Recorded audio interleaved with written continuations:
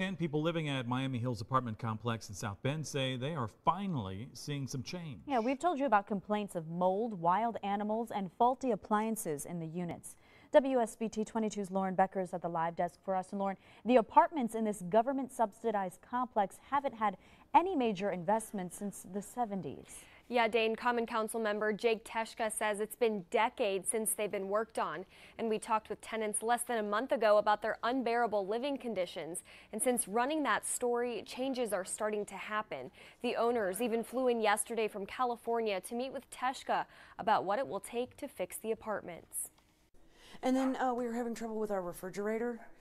We couldn't get it to go below 40 degrees in the refrigerator part. Julia Gamby moved to Miami Hills Apartments 2 years ago after being without a home for months. Originally, when I moved in here 2 years ago, these cabinets were not here. It didn't take long for her to notice the conditions she'd be living in. It wasn't the greatest apartment, but it was better than homeless. But over the past few weeks, she's noticed maintenance working at the apartments, fixing people's appliances and getting rid of mold, even cutting the grass, fixing up the outside. They replaced all the drywall, they spackled.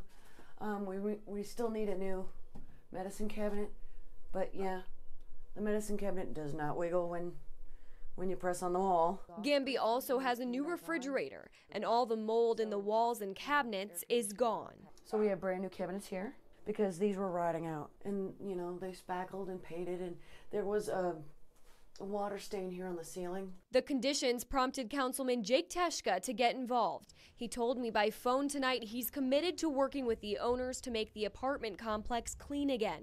Teshka says taxpayers have a right to know their money is going to clean housing. Ever since, you know, the press started taking notice and paying attention, and, you know, Jake Teshka was, you know, at the rally, and things have really started moving. After meeting with the owner yesterday, Teshka says everyone is willing to do what it takes.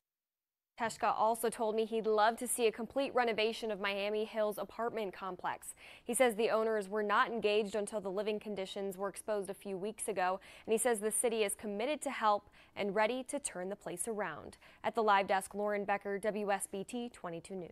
A teenager